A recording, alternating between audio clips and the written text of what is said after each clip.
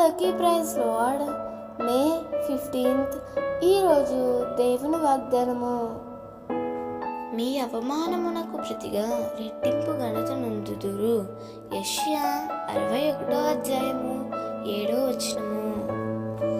ఎవరైతే మిమ్మును అవమానపరిచారో, ఎవరైతే మిమ్మును నిందించారో వారి ఎదుటే రెట్టింపు ఘనతను దేవుడు మీకు ఇస్తారు.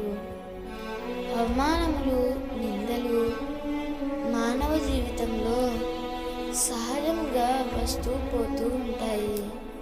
అయితే వాటిని నీవు తట్టుకొని నిలబడినప్పుడే రెట్టింపు ఘనతను దేవుడు నీకు అనుగ్రహిస్తాడు. ఎప్పుడు నిందను చూసి, అవమానమును చూసి కృంగిపోవద్దు. వాటన్నిటి నుండి విడిపించి రెట్టింపు ఘనతనిచ్చే దేవుడు నీతో కూడా ఉన్నాడని ధైర్యంగా జీవించు.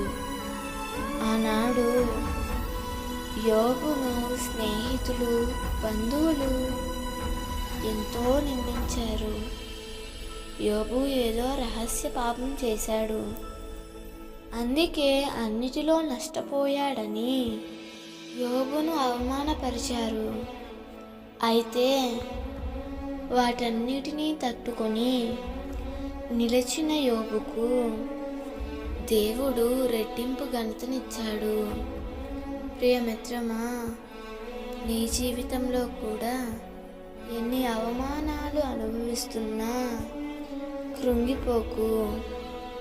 యోబు వలె ధైర్యంగా నిలబడు.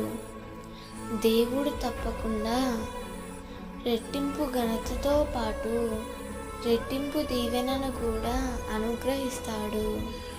అట్టి కృప దేవుడు నీకు, నీ కుటుంబానికి దయచేయునుగాక. ఆమేన్.